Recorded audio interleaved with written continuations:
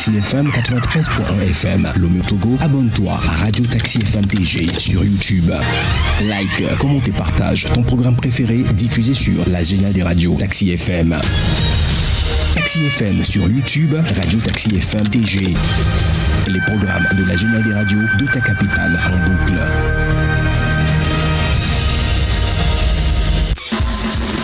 Retrouvez Saint-Irrigator aux commandes de son taxi relooké pour le meilleur du matin. Taxi Media Show, c'est votre rendez-vous d'actualité matinale tous les jours de lundi à vendredi de 7h à 8h30. Informations, révélations, décryptage, tout ce qui fait la une est décortiqué par ceux qui font l'actualité. Taxi Media Show, le show unique radio en direct sur Taxi FM. Taxi FM, votre radio d'opinion.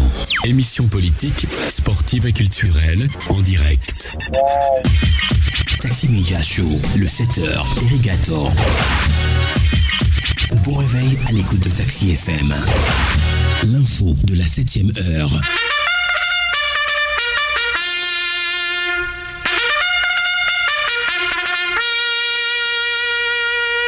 « 7h, 8h15, Irrigator et les rédactions sont à l'antenne pour le show du matin. »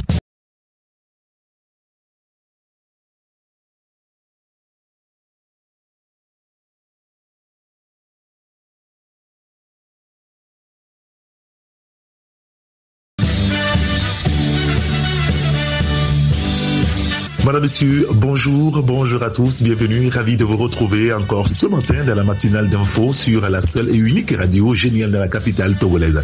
Alors, que nous dit la météo ce matin? Vous avez dû le constater pour lève tout que la brume humide ou le brouillard a réduit la visibilité dans les maritimes et les plateaux. Alors, dans cette journée de mercredi, des activités orageuses ou pluvio-orageuses localisées sont prévues dans la maritime, les plateaux, la centrale et la Cara. Ce matin, les températures minimales évolueront entre 22 degrés et 29 degrés Celsius. Taxi Media Show, nouveau numéro et comme à chaque fois, nous vous donnerons une idée des journaux qui sont dans les kiosques ce matin. Oui, aujourd'hui c'est mercredi 26 mars 2025. Bienvenue à tous. Taxi Media Show, Irrigator. Dans les prochaines minutes, notre tour d'horizon traditionnel des rédactions, vous aurez une idée des journaux qui sont dans les kiosques ce matin et puis nous tenterons de joindre quelques rédactions pour mieux comprendre les sujets traités par leurs journaux. Bien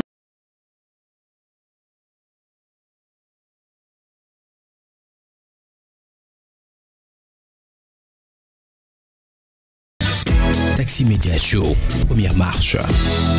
Et nous démarrons la revue de presse avec le quotidien Togo Matin. Le confrère revient sur la situation au Togo, surtout avec l'Assemblée nationale, améliorer la gouvernance fiscale et la gestion des entreprises publiques. On dira l'article à la page 3.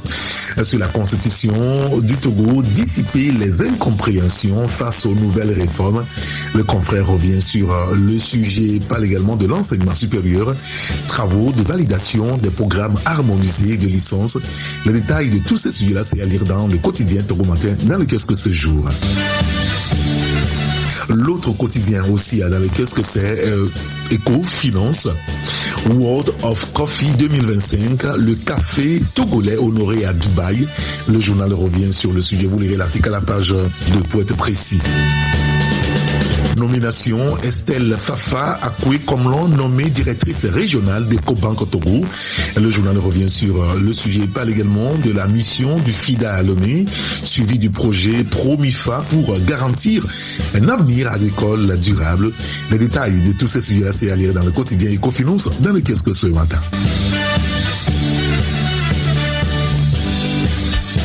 Le tri hebdomadaire Liberté dans le kiosque aussi à ce jour. L'opposition appelle à l'arrêt du coup d'état constitutionnel en cours au Togo, écrit donc notre confrère avec la photo du président Faure Gnassingbé à la une. Les détails donc à lire dans le journal. Commune d'Aguanivé 4, le défaut d'assainissement y fait le lit au choléra, écrit le journal, qui lance un appel libérer affection. Les détails de tout ça, c'est à lire dans le tri hebdomadaire Liberté dans le kiosque ce matin. Et notre première rédaction au téléphone ce matin avec nous, c'est la rédaction de l'hebdomadaire La Manchette et nous accueillons Sylvestre Béni. Sylvestre, bonjour. Oui, bonjour Eric et bonjour à tous les fidèles branchés. On se retrouve pour la belle balade du mercredi. Merci de nous rejoindre ce matin donc à l'antenne et ce matin justement vous parlez de fin du règne de fête du 4 mai de Monsieur Faure Gnassingbé Bessanton, 12 unités à l'assaut de la 5e République. Il s'agit de quoi exactement, Sylvestre? C'est bien ça? Oui, Eric, il faut dire que inexorablement nous nous approchons de cette date fatidique du 4 mai. Vous n'êtes pas sans savoir que le chef de l'État, M. Faure Gnassingbé, a prêté serment dans la nuit du 3 au 4 pour ce qui est donc de son 4e mandat. Et donc, logiquement, il finit le 4 mai. Et entre-temps, il y a eu un changement de constitution et donc, nous sommes dans la 5e République avec toutes ces dérivées. Aujourd'hui, on nous apprend que nous sommes dans une phase transitoire vers l'effectivité donc de cette 5e République. Déjà, le Sénat est installé, l'Assemblée nationale est installée. Il ne reste qu'à installer le président du Conseil.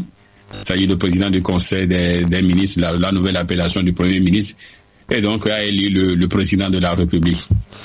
Mais du côté donc des forces démocratiques, c'est-à-dire de l'opposition, ils considèrent que c'est un coup d'État électoral, et ils considèrent que c'est un coup d'État constitutionnel. Ils considèrent que tout ce qui est fait aujourd'hui ne respecte pas les valeurs, les principes démocratiques, et donc un coup d'État doit être considéré comme tel. Donc ils se donnent jusqu'au 4 mai pour demander donc au chef de l'État actuel donc de quitter le pouvoir parce que ils estiment que tout ce qui est fait aujourd'hui ne respecte pas les standards internationalement admis en matière donc de changement de constitution et donc en matière de changement de république. Alors ils se sont retrouvés et ils ont coalisé leurs efforts, ils ont paraphé un certain nombre de documents pour être ensemble. Pour l'heure, ils sont 12. Ils sont 12 partis politiques qui veulent coaliser leurs efforts, veulent unifier leur manière de voir, de percevoir les choses. Ils veulent être dans une même mouture contre la 5e République. Ils le disent ouvertement.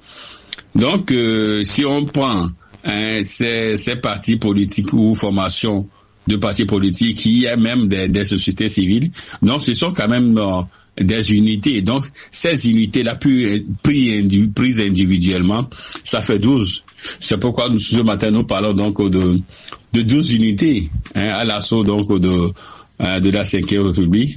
12 unités qui nous rappellent donc les 12 tribus de Juda. C'est bien cela, Eric? Je crois que c'est bon chrétien.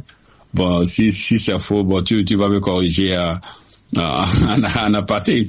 Il y a aussi les 12 apôtres de Jésus-Christ, n'est-ce pas? Il y a les 12 fils de Jacob. Donc peut-être qu'ils ont véritablement haussé un peu la lutte dans une dimension spirituelle, parce que 12 c'est véritablement un chiffre mythique qui renvoie également donc mythique et biblique. Donc on verra ce que ces 12 unités pourront véritablement faire pour inverser la tendance en ce qui concerne la 5e République. Voilà, Eric. Très bien. Écoutez, l'article à lire à la page 5 de votre journal La Manchette dans lequel ce mercredi à matin. Vous évoquez aussi le cas de litige au niveau de Wilben Trade et Ecobank. La commission bancaire de l'UEMOA est saisie pour ce sujet-là, c'est ça? Oui, Eric, il faut dire que c'est un vieux dossier qui est déjà pendant donc devant les tribunaux. Nous n'allons pas rentrer dans les détails, mais nous présentons juste les faits. En fait, Ecobank avait fait une transaction à certains clients.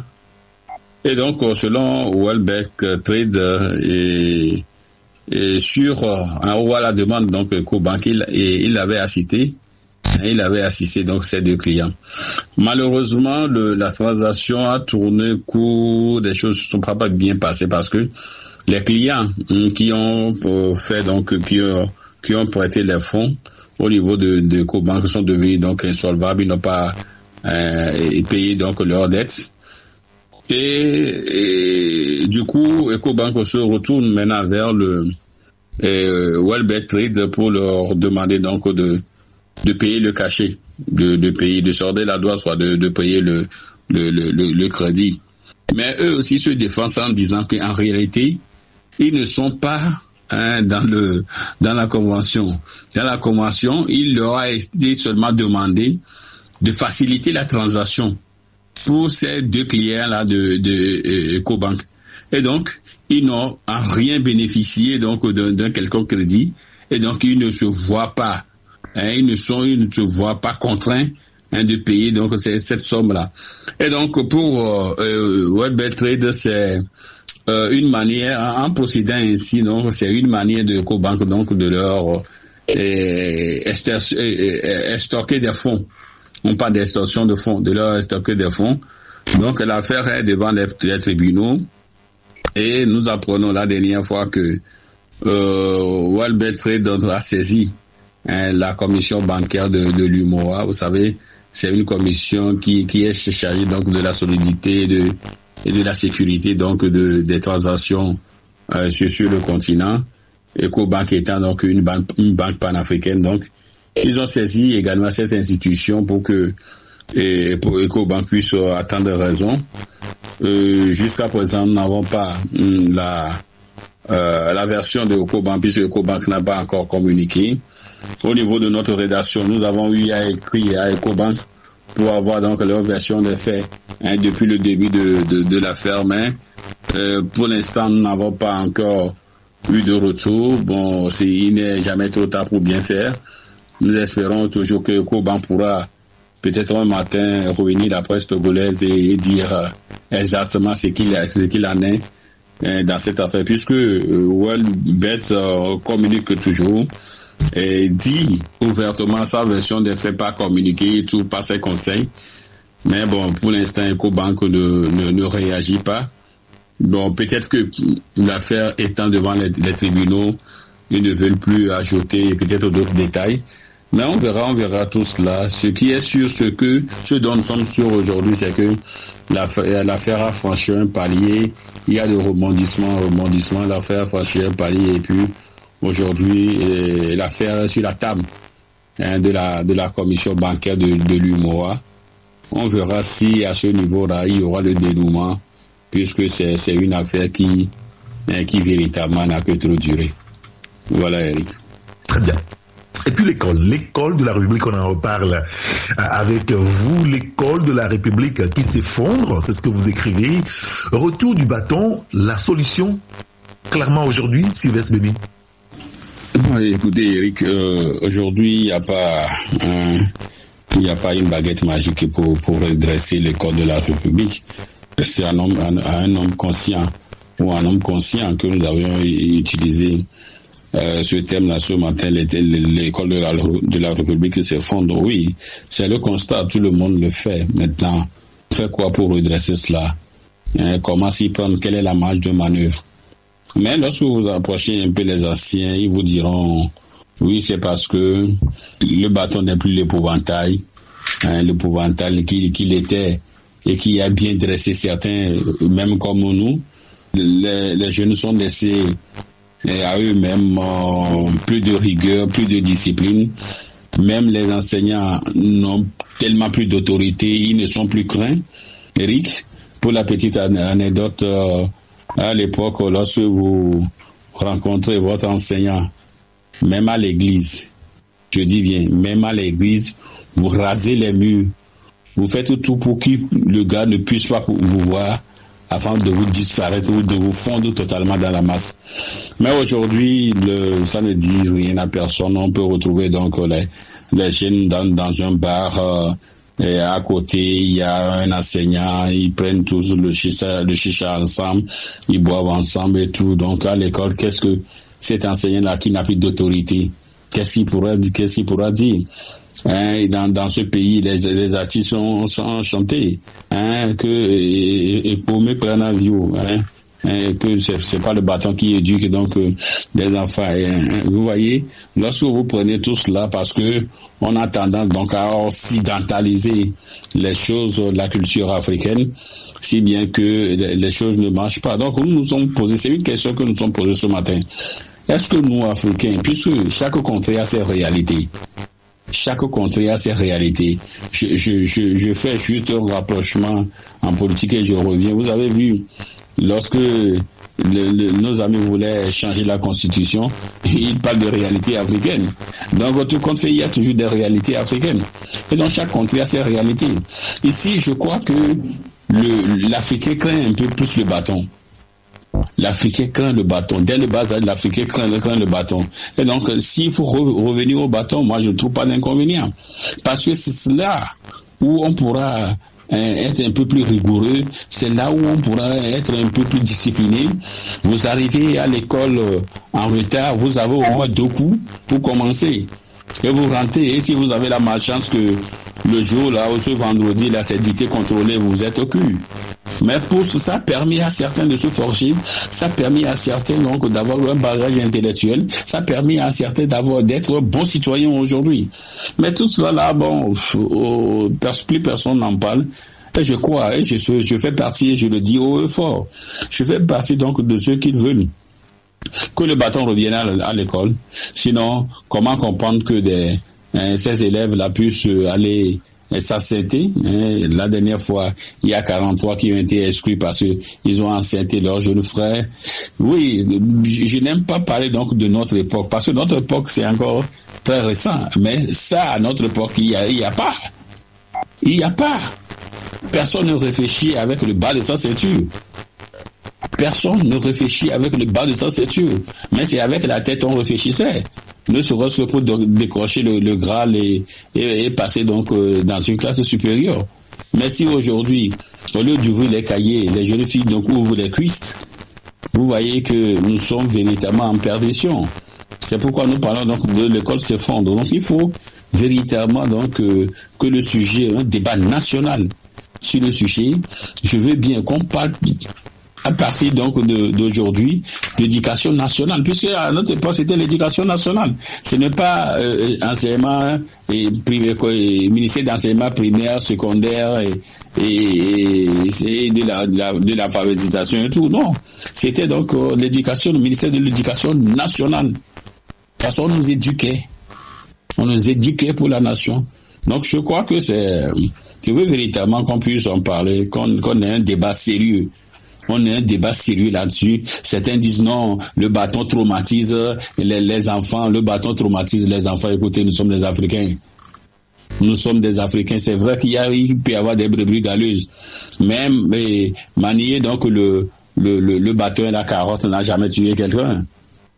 Tel que moi je le dis, nous on a été fessés. Aujourd'hui nous ne sommes pas morts, nous sommes là. Nous sommes là, ce que nous pouvons faire pour la République, on le fait. Donc il faudrait véritablement qu'on puisse mûrir l'idée et poser un débat national sur le sujet.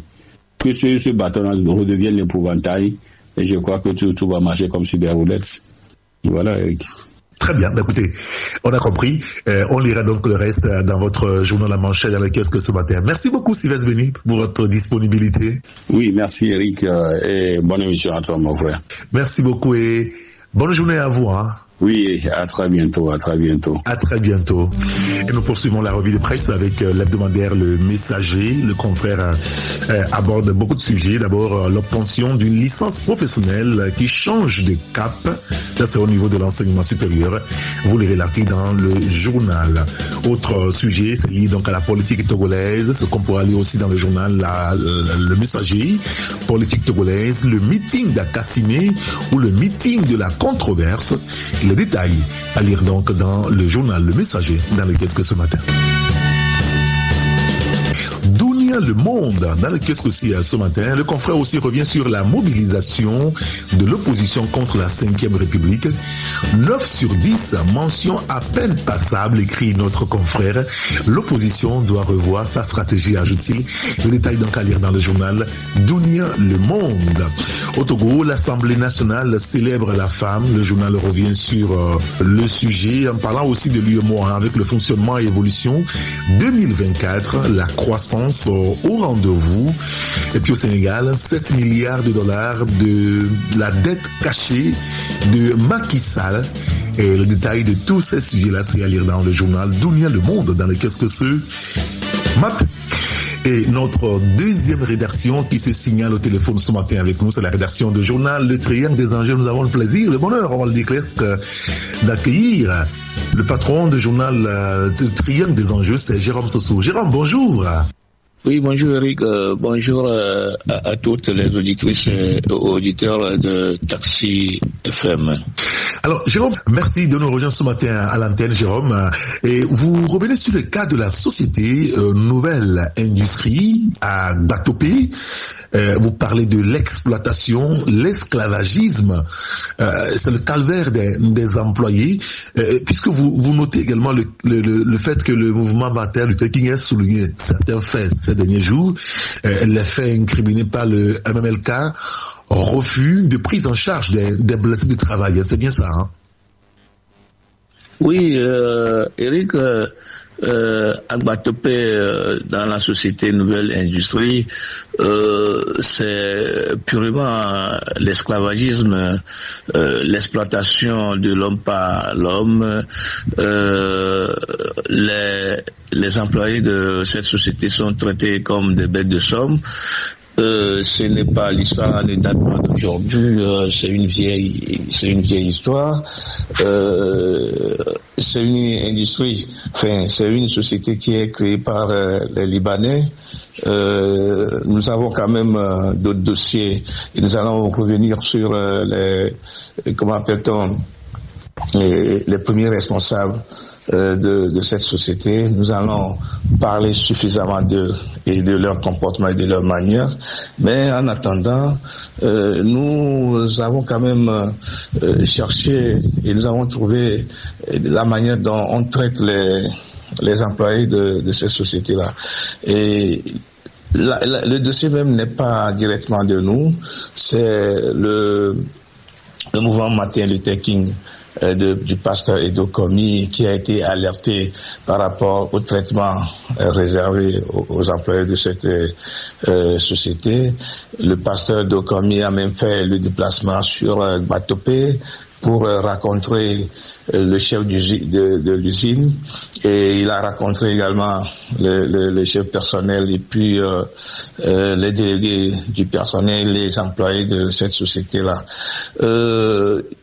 La société, en toute sincérité, ne respecte aucune loi du pays. Elle ne respecte pas le code du travail. Les employés ne sont pas payés au SMIC. Les employés ne sont pas payés par rapport au travail même qu'ils sont en train de faire. Les heures supplémentaires ne sont pas payés comme cela se doit. Et le pire est que lorsqu'il y a un accident de travail, les premiers responsables ne prennent pas soin ou ne prennent pas en charge ces employés-là. Il a fallu, afin que qu'il arrive, ou le premier responsable va arriver quand même à donner quelques sous, il a fallu que l'inspecteur du travail ou le directeur régional du travail, à la personne de l'inspecteur Jobo, rencontre les deux parties en conflit. En tout cas, c'est un conflit permanent. L'inspecteur a l'habitude de les rencontrer.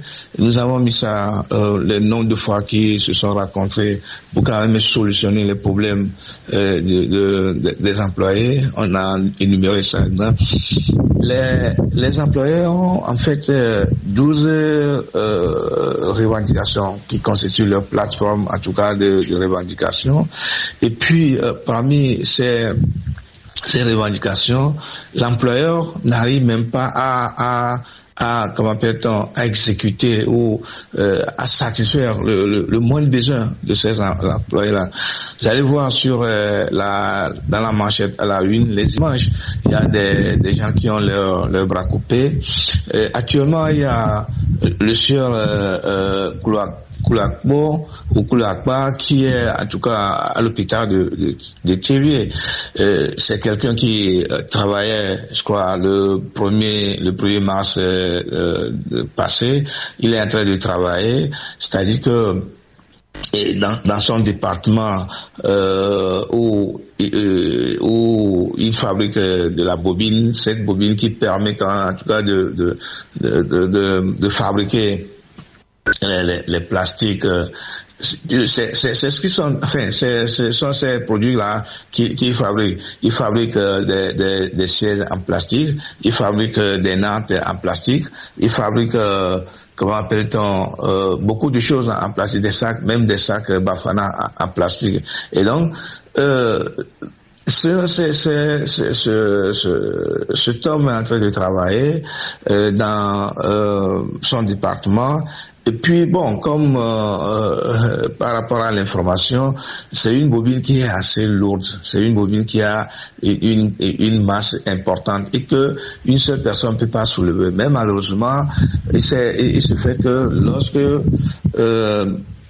lorsque celui qui a fabriqué la bobine, il est contraint de la transporter pour l'autre département. Et il s'est fait que lorsque le gars a voulu soulever la bobine, qu'il a eu un choc au niveau de son rein. Et puis il est éreinté et malheureusement, on n'a pas pris soin de lui. On n'a pas pris soin de lui le jour-là parce que il est allé au travail à 20h et c'est autour de 22h qu'il a eu le choc. Et donc, au lieu de l'amener rapidement à l'hôpital, ça n'a pas été fait et malheureusement, c'est le lendemain qu'il a été amené à l'hôpital par un des délégués.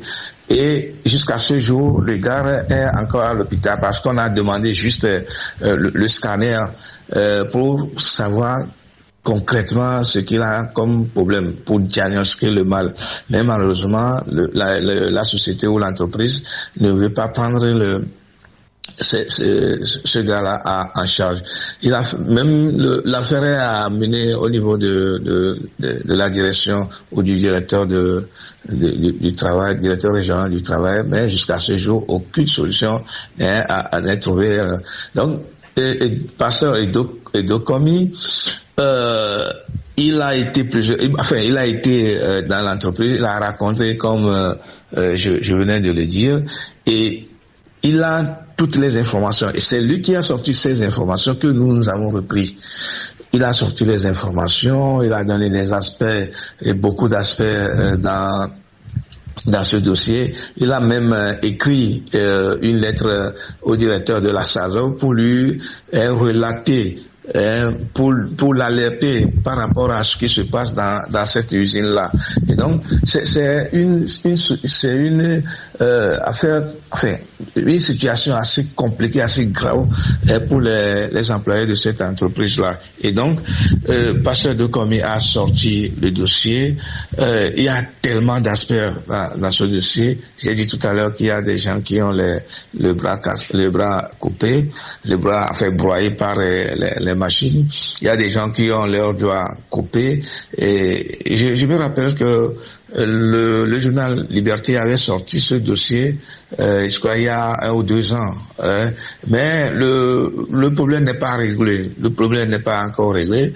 Et le premier responsable, les employés de la société, continuent de traiter nos sœurs et nos frères comme les belles du somme. Alors qu'il a été dit qu'il y a au moins 2000 personnes qui travaillent dans cette société-là et qui sont véritablement maltraitées. Et donc comme il a sorti le dossier est très intéressant. Il y a beaucoup d'aspects dans ce dossier et nous l'avons repris. Et le principal, comment appelle-t-on, sujets incriminés. C'est ça que nous avons dit, le refus catégorique de prendre en charge les blessés de cette société-là. Il faudrait que véritablement il faudrait véritablement que, en réalité, l'inspection du travail fasse en sorte que l'employeur respecte le code du travail afin que nos sœurs et nos frères qui travaillent là-bas soient véritablement respectés. Très bien. L'article à lire donc dans votre journal Le Triangle des enjeux. L'autre sujet sur lequel vous revenez aussi, Jérôme, institutions publiques et alentours rendues propres, les ghettos du Grand Lomé et Fondation Fadi, main dans la main, on va dire presque. Hein? Oui, depuis un moment, la Fondation Fadi de l'honorable président et directeur général monsieur Ona Germain a pris sur lui d'honorer nos frères et amis des ghettos du Grand Lomé, qui sont souvent considérés comme des sous-hommes ou des hommes de dernière classe, alors qu'en réalité, parmi ces hommes, il y en a qui ont de véritables potentialités. Et donc, ce n'est pas, en tout cas, une fatalité lorsqu'ils se retrouvent dans les ghettos. Ce sont des hommes qui sont très intelligents, qui sont capables de beaucoup de choses. Et donc, la Fondation Fadi, depuis un moment, a voulu remettre en valeur ces jeunes-là. Vous vous rappelez que la Fondation a déjà organisé un tournoi en leur faveur. Et moi, j'ai suivi plusieurs de leurs matchs. Mais je me suis dit que ces gars pouvaient quand même constituer une équipe nationale. Parce qu'il y avait pas mal de joueurs, il y a pas mal de talents parmi eux.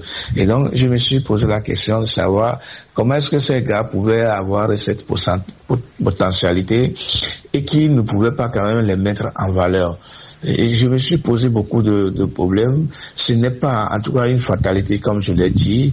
Il a fallu que quelqu'un soit à leur côté pour les orienter, pour les encourager, pour les féliciter et pour quand même qu'ils fassent éclore tous leurs talents. Donc, depuis un moment, la Fondation Fadi de l'honorable Ona Germain n'aménage aucun effort pour le faire. Et donc, la dernière fois, toutes mes excuses, il a encore initié une opération ville propre, j'allais le dire comme ça. Et puis cette opération de salubrité a constitué de sarcler, de mettre au propre les alentours des institutions de la République, c'est-à-dire notamment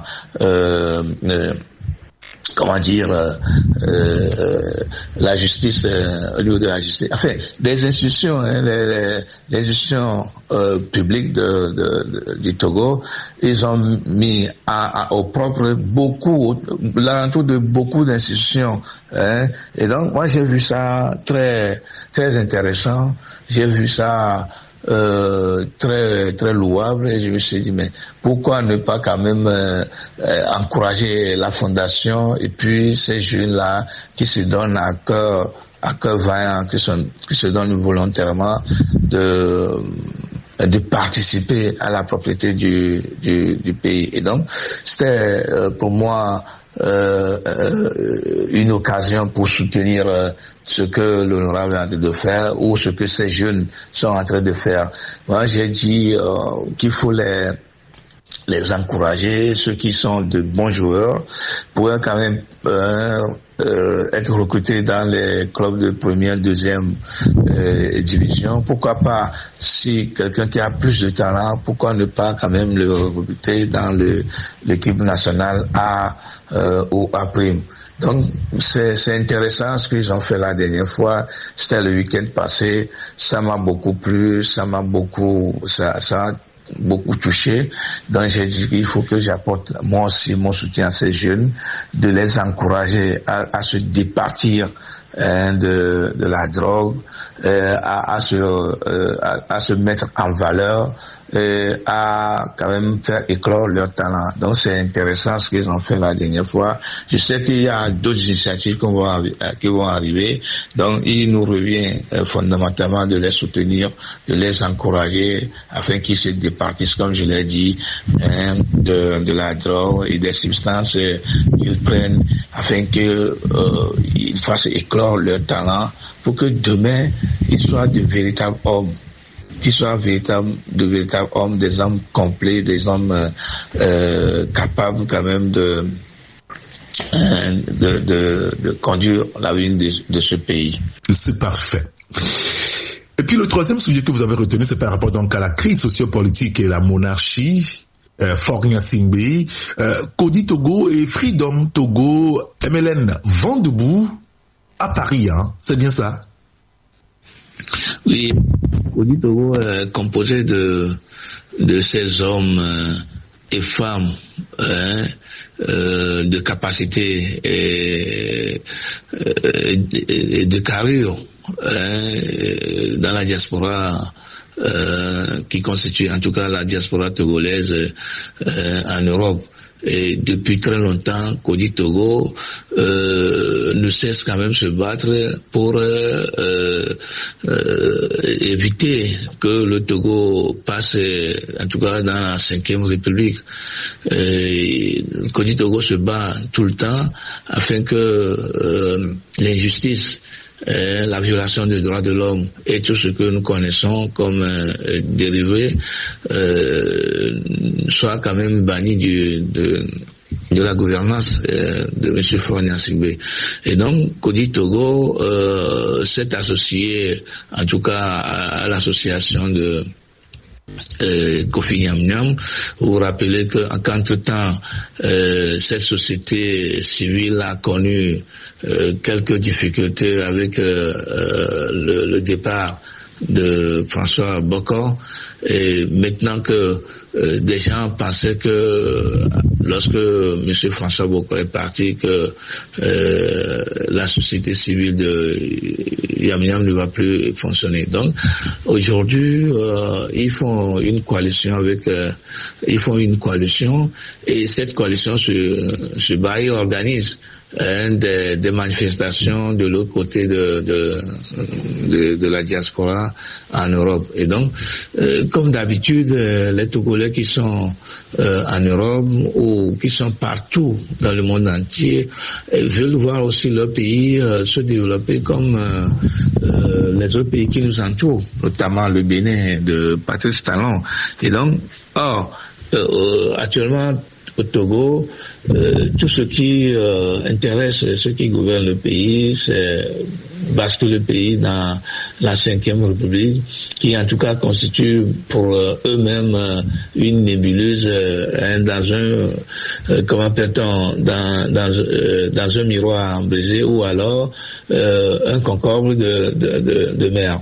Et donc, cela veut dire qu'en réalité, ceux qui ont pris cette initiative eux-mêmes n'arrivent pas à cerner tout le contour de ce qu'ils ont mis en jeu. Et donc, Kodi Togo et son associé, comment il s'appelle, j'oublie un peu le nom, ne veut pas quand même se laisser faire, ne veut pas quand même permettre à ce que le Togo illégalement bascule dans cette 5e République là. Et donc ils ont des manifestations à organiser, ils ont beaucoup de choses à faire pour empêcher justement le chef de l'État actuel, M. Faure Gnassingbé, et toute sa bande de faire basculer le pays dans la 5e République. Et donc, ils ont sorti un communiqué et nous l'avons lu, nous l'avons exploité, et donc on veut juste mettre à la connaissance de nos lecteurs ce que se prépare dans la diaspora actuellement. Le combat est là. Sur le terrain, Et la dernière fois, il y a une coalition qui a organisé un grand meeting à Cassimé. De l'autre côté de l'Europe, il y a également des manifestations. Donc je crois que le Togo va encore connaître des ébullitions. Alors qu'en réalité, ceux qui gouvernent le pays aujourd'hui pourraient quand même s'asseoir avec ceux qui contestent la 5e République, afin qu'on pense réellement à ce qu'il faut faire pour quand même permettre que ces genres de choses, que le Togo ne connaisse plus ces genres de choses. Aujourd'hui, en réalité, on devait parler du développement, on ne devait plus parler de la politique, parce que la politique a beaucoup fait du mal aux Togolais et au Togo. Et donc pour nous, il revient, en tout cas fondamentalement, à M. Fognas et sa clique, de voir la situation, d'appeler leurs partenaires d'affaires, de s'asseoir et de réfléchir d'une manière en tout cas assez profonde, de la manière qu'il faut faire le pays, fait qu'on évite que le Togo bascule encore dans la violence, que le Togo bascule encore dans les contestations, dans les manifestations, alors qu'en réalité aujourd'hui, on devrait plutôt parler du développement que de parler de la politique. C'est parfait. Ben écoutez, tout ce sujet-là, à lire donc dans votre journal, le triangle des enjeux, dans lequel ce mercredi matin. Merci beaucoup, Jérôme Sossou. Et merci aussi à vous, Eric. Merci donc à tous ceux qui nous ont prêté oreille. C'est vrai, ce matin, ce n'est pas la grande inspiration. En tout cas, ça arrive des fois. C'est ma grand-maman qui dit que la femme ne prépare pas toujours une bonne sauce. Il peut y avoir que la sauce soit parfois salée ou très pimentée, mais de toute façon c'est la sauce et on doit la manger. Donc ce n'est pas la grande inspiration ce matin. Bon, veuillez nous en excuser, mais dans tous les cas, c'est ça. Ce sont les problèmes que le Togo connaît, et au lieu de les éviter, on ne veut pas les éviter. On veut quand même continuer de voir le Togo basculer dans ces situations inconfortables. Ah ben bon, ça va, merci en tout cas pour votre disponibilité et bonne journée. À très bientôt. Oui, bonne journée à vous aussi, Eric. Bonne journée à toutes et à tous, et à très bientôt. Alors, dans les kiosques aussi, ce matin, il y a le journal La Lanterne. Le confrère revient sur ce qu'il appelle la débandade à la NC. Est-ce une main noire tapie dans l'ombre ou l'attitude des responsables clés? Une interrogation donc à lire dans le journal La Lanterne, dans les kiosques ce matin. Pauvreté au Togo, certains citoyens cherchent leur pitance dans les poubelles, écrit donc le journal. Un autre sujet, ça concerne la présidentielle donc au Cameroun, ce sera dans quelques mois en tout cas. La candidature de Paul Biya, âgé de 92 ans, annoncée. L'Afrique est malade de ses propres dirigeants, écrit donc notre confrère. Vous lirez l'article dans le journal La Lanterne, dans le Qu'est-ce que ce matin.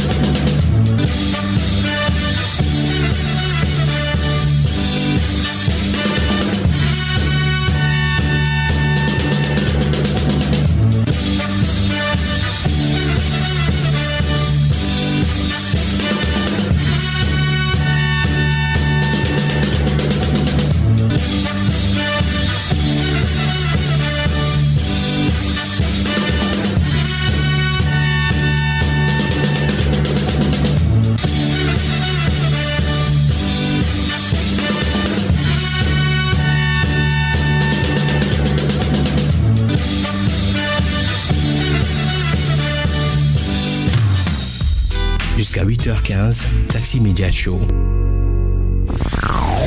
Tout de suite, la pub. Imaginez une seconde que vos épargnes puissent croître à chaque fois que vous dépensez et à un taux d'intérêt spécial. C'est la magie opérée par Seize, le nouveau produit d'épargne de EcoBank. Avec Seize, épargnez automatiquement un montant sur vos dépenses. Comment ça fonctionne? À chaque retrait en agence, au guichet automatique ou achat en ligne, un pourcentage du montant de votre transaction est transféré de votre compte principal vers votre compte Seize. Vous avez la possibilité de choisir la proportion du retrait à épargner. Votre épargne ainsi constituée est rémunérée à 3,75% l'année. Salariés, ouvriers, commerçants, souscrivez à Seize et dépensez tout en économisant. Rendez-vous dans l'agence la plus proche. Pour plus d'informations, contactez votre gestionnaire, appelez le +228 22 53 76 50 ou écrivez à assist@ecobank.com. La vie est meilleure quand on a droit au bonheur. Et le bonheur se vit au quotidien quand on a une sauce qui nous rafraîchit le corps. Voltique, une eau minérale naturelle avec une alliance unique de sels minéraux et son goût inaltéré pour procurer une santé de fer. Produit au Togo, certifié ISO 22000, prix international du meilleur goût, la bouteille de Voltique est 100% recyclée car notre engagement est de contribuer à un monde propre et meilleur. L'eau minérale naturelle Voltique apporte tous ses bienfaits à toute la famille. Avant, pendant et après le sport, buvez Voltique. Ne dites plus haut, dites Voltique. Apprêtez-vous à vivre la finale Je Chante Radio 2e édition au Centre culturel Niva de Lomé avec Assoumani Hilal, Hélène Sobo et Boko Godwin.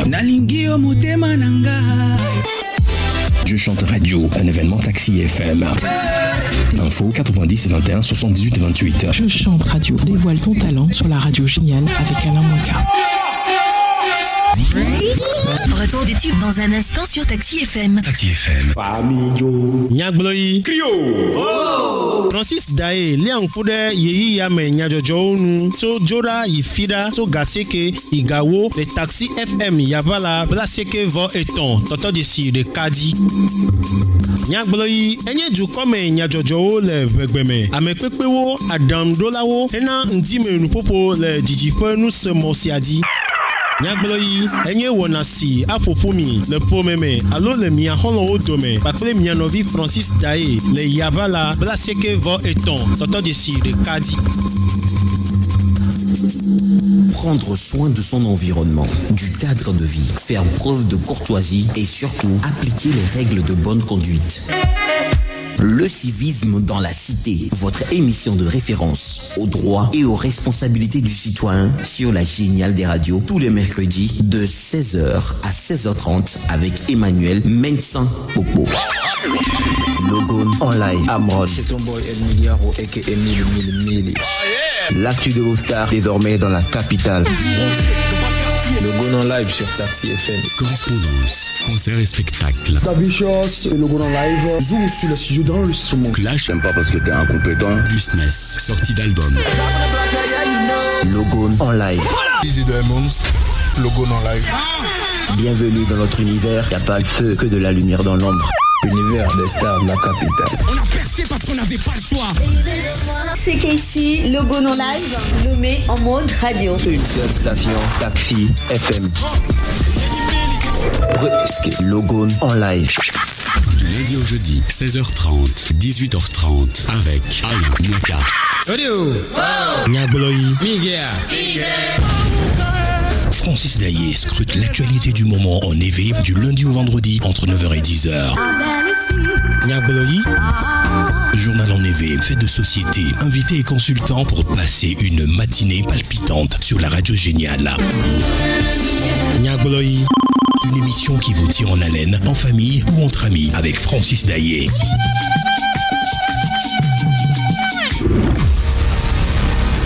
Ils n'ont pas fini de vous surprendre. Et voilà. En fait, on va se noyer. La team des enfoirés vous retrouve pour une nouvelle saison. Salut. Le fun, n'en parlons plus. Il y aura du rire à se péter la gueule. Du lundi au jeudi de 20h à 22h. James. Il y a une vieille mémé là qui est en train de réchauffer sa pince. Prince. J'aime tout ce qui est vieux, quoi. Jean-Brigitte. Ala. Ah ouais, ça me choque. Et Doria. Un Modia. Vous retrouve pour la grande radio libre du Togo. Taxi Media Show 93.1 FM. Taxi Media Show, deuxième marche.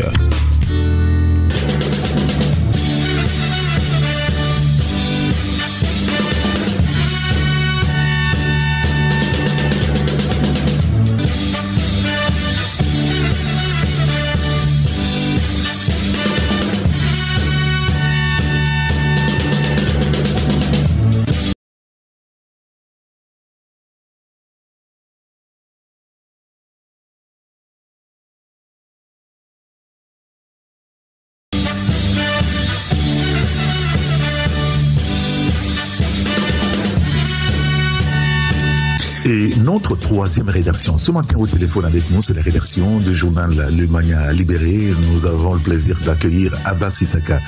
Bonjour Abbas. Bonjour mon grand citoyen d'État Eric. Bonjour à tous et à toutes celles qui sont déjà embarqués dans le taxi climatisé. Alors, ce matin, vous revenez sur la campagne d'explication et de sensibilisation. La 5e République, une étape décisive dans la consolidation de la démocratie togolaise. C'est ce que vous écrivez vous aussi ce matin, je veux dire. Oui, ce matin, nous avons décidé de revenir sur cette campagne d'explication et de sensibilisation qu'organise le ministre Pakoum, le ministre chargé des relations avec le Parlement et le ministre des droits de l'homme. Cette activité, cette campagne d'explication a été lancée à Kara il y a quelques jours et cette campagne va se poursuivre et elle continue dans toutes les régions du pays pour faire comprendre aux populations et à toutes les communautés le bien fondé du régime parlementaire, le bien fondé de la 5e République et le thème même de cette campagne de sensibilisation, c'est tous engagés pour la 5e République. Et la campagne a été lancée à Kara et elle se poursuit dans les autres régions. En principe, ça devait terminer le 24, mais ça continue. Et je pense que c'est une bonne chose parce que pour entrer dans une nouvelle étape, il faudrait procéder à des explications pour que les gens comprennent mieux là où ils sont en train d'aller. Parce que c'est ce qui s'était passé dans les années 90, où lorsque la démocratie est arrivée et le multipartisme, on n'a pas eu le temps d'expliquer le bien fondé de la démocratie et du multipartisme. Et on a vu là-haut, ça allait, les gens parlaient de démocratie mal comprise et tout le monde prenait ses libertés comme ça se faisait et puis les libertés étaient devenues liberticides. Donc aujourd'hui, cette campagne d'explication a commencé. Elle se fera, elle va se poursuivre même à travers les radios, les émissions radiophoniques, à travers même les séances de sensibilisation. Et c'est ce que nous avons appris. Donc, il faudrait faire comprendre aux populations, il faudrait faire comprendre que désormais, avec le régime parlementaire, le pouvoir appartient au peuple, le pouvoir appartient à la souveraineté est au peuple, parce que on ne peut pas être là et qu'une seule personne qu'on appelle président de la République, chef de l'État, va décider d'en haut sans consulter les autres. Donc c'est pour cela que quand vous voyez la mise en place des sénateurs, vous voyez la décentralisation qui est faite, c'est que les gens ces personnalités sont en contact de la population et recueillent leurs besoins pour implémenter un développement normal. Donc, cette fois-ci, on aura un nouveau président de la République, un chef de l'État, et qui sera élu par les deux chambres du Parlement, la chambre haute et la chambre basse, qui vont procéder à l'élection de ce président. Donc, ce sont les grands électeurs au niveau du Parlement. Donc, On attend, il y aura là-bas ce qu'on appelle, au moins pour la première fois, les Togolais vont connaître un nouveau président de la République depuis quelques années. Aujourd'hui, l'explication qui était donnée, c'est de remettre les gens au travail qui cherchent des moyens par rapport à la nomination du premier ministre du PCM, président du Conseil des ministres. Et là, il faudrait que les gens se mettent au travail pour dire si on veut aller gouverner, être PCM, il faudrait travailler à la base, avoir des moyens pour travailler à la base et renverser la vapeur. C'est-à-dire qu'il faut avoir une majorité aux prochaines législatives, travailler pour avoir une majorité qualifiée à l'Assemblée nationale, et là, il y aura alternance, parce que les gens sont en train de dire que le PCM n'a pas un mandat limité. Non, le mandat est limité compte tenu du fait que c'est les législatives, c'est celui qui va gagner, qui aura la majorité aux prochaines législatives, qui va prendre. Donc il faut dès à présent se battre. Il y a alternance au niveau du PCM. Le PCM a un mandat limité du fait des élections législatives qui s'organisent pour lui permettre, à cette alternance au niveau du PCM. Donc pour le moment, nous savons que le président de la République va être nommé dans tous les prochains jours et l'on connaîtra le nouveau président de la République. Donc c'est genre d'explications qui sont engagées depuis quelque temps, et ça a été lancé à Kara. Ça continue dans les régions du pays, puisque la nouvelle constitution est en train d'être contestée par une partie de l'opposition qui organise les manifestations de contestation en tenant compte de certains articles, et surtout l'article 4 et l'article 50, pour dire que on a donné trop de pouvoir au président du conseil d'administration. Donc il faudrait que ces explications puissent avoir lieu au niveau de la population, pour que par la suite, on ne nous dira pas que nous sommes dans un régime mal compris et mal maîtrisé. Très bien. Écoutez, on a compris. Eh bien, on lira l'article donc dans votre journal. L'autre sujet sur lequel vous revenez, c'est par rapport donc à la nuisance sonore. Hein. Le gouvernement en guerre contre les nuisances sonores. Un nouvel arrêté interministériel fixe le seuil de sonorité maximale dans les lieux de culte et bars. Hein. C'est bien ça. Hein. Le gouvernement part en guerre contre ces nuisances sonores parce que ça devient insupportable. Vous voyez la création des églises un peu partout, l'installation des scieries et des moulins un peu partout, ça perturbe la vie des populations. Vous avez aussi l'installation des bars un peu partout, et ça fait qu'aujourd'hui, quand vous voyez certains bars, les décibels sont très très élevés. Et quand vous prenez également les églises, des églises qui sont collées à des maisons où les gens doivent dormir pour aller au boulot le lendemain, il y a les gens qui organisent ce qu'ils appellent ZAM et tout, sorties de nuit, veillées, tout ça là, et ça perturbe le sommeil des gens qui n'arrivent pas à se reposer, qui n'arrivent même pas à réfléchir parce que les messieurs sont partis au boulot, ils sont revenus, et quand ils sont revenus, c'est pour avoir au moins la tête fraîche pour que le lendemain retourne. Mais on voit que les décibels dépassent l'entendement. Donc, le 20 février dernier, il y a un arrêté interministériel, ça a signé de 4 ministres. Il y a le ministre de l'Environnement et des Ressources forestières, M. Fouli Bazi, Katari. Il y a également le ministre Oda Balo du ministère de l'administration territoriale qui ont signé ce décret. Il y a le ministre de la Santé, Tching, qui ont signé également, et le ministre de la Sécurité pour veiller à tout ça. Donc, il faudrait que ces nuisances sonores-là s'arrêtent un temps soit peu, et l'arrêté a fixé les décibels à 70 dans la journée, 70 décibels dans la journée, c'est-à-dire quand les gens dépassent ce seuil, c'est que ils sont sanctionnés. 70 décibels. Et ça, c'est entre 9h et 22h.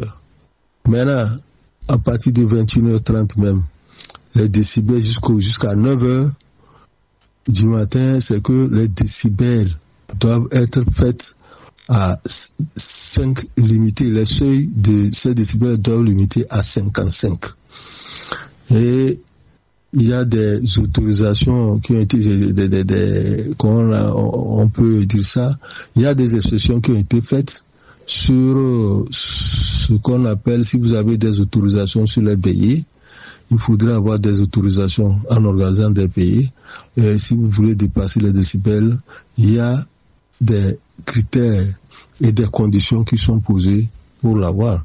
Donc, au niveau de l'installation des scieries, désormais, les scieries et les moulins doivent avoir l'avis technique du ministère de l'Environnement. Et au niveau des églises et des cultes, tout ça là, c'est le ministère de l'administration territoriale qui doit contrôler tout ça. Donc, il y a un avis technique de ces ministères, vous pouvez installer les scieries, le moulin et puis les églises et autres. Donc, c'est des mesures qui sont en train qui sont prises pour permettre à la population de vivre dans la tranquillité. Aux populations et aux communautés et à tous ceux qui sont dans les lieux où les églises et les bars sont implantés puissent avoir une paix de cœur et une paix aussi dans la tête pour qu'ils puissent travailler. Donc c'est des mesures qu'il faut saluer et nous les saluons parce que quand vous voyez même les gens sortir très souvent à 4h du matin, il y a des gens qui commencent pas à crier dans les oreilles des gens pour dire que c'est la prêche. Ils prennent les mégaphones à travers les quartiers, les rues, ils le font. Il y a certains qui restent dans les carrefours. Au niveau des carrefours, vous les voyez tenir les micros et les mégaphones en train de faire des prêches. Or, il y a des lieux indiqués et là, on peut contrôler les décibels. Donc, je pense que le gouvernement a bien fait de prendre cet arrêté interministériel qui va réguler un tant soit peu la gestion des nuisances, des bruits dans les quartiers et dans le pays. Très bien, écoutez. Tous ces sujets-là, c'est à lire, d'autres encore, dans votre journal Le Mania Libéré, dans le Qu'est-ce que ce matin. Merci beaucoup, Abbas Issaka. Merci beaucoup, mon grand citoyen d'État, et bonne suite de l'émission. Merci beaucoup et bonne journée à vous. À très bientôt.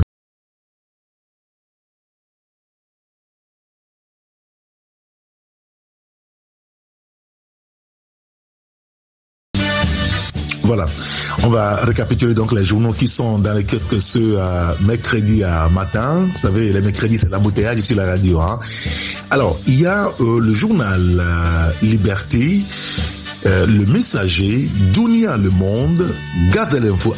J'allais l'oublier, Gazelle Info, le confrère qui parle aussi de l'Assemblée nationale, adoption du projet de loi portant lutte contre les changements climatiques.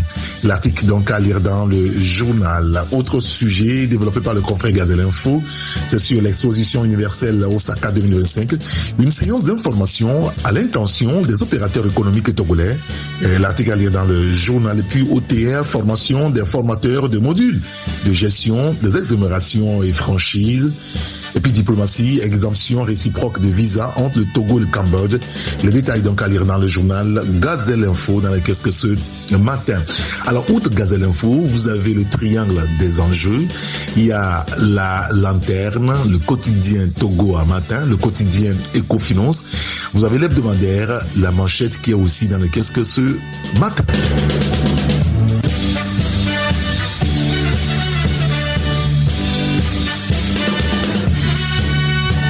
Et voilà, on va s'arrêter là pour aujourd'hui. Merci à vous tous qui nous avez suivis sur la radio Génial Taxi FM Lomé. Merci à Francis Daï qui a assuré la mise en onde. Nous voudrions remercier donc les confrères qui étaient au téléphone avec nous ce matin. Sylvestre Béni du journal La Manchette, Abbas Issaka du journal Le Mania Libéré et Jérôme Soussou du journal Le Triangle des Enjeux. Merci à vous tous qui nous avez donc suivis sur la radio Génial Taxi FM Lomé. Appelez-moi Saint-Érigato. J'aurai le plaisir, si tout va bien, de vous retrouver demain pour une autre aventure sur la radio Génial Taxi FM Lomé. Passez une excellente journée. À très bientôt. Au revoir.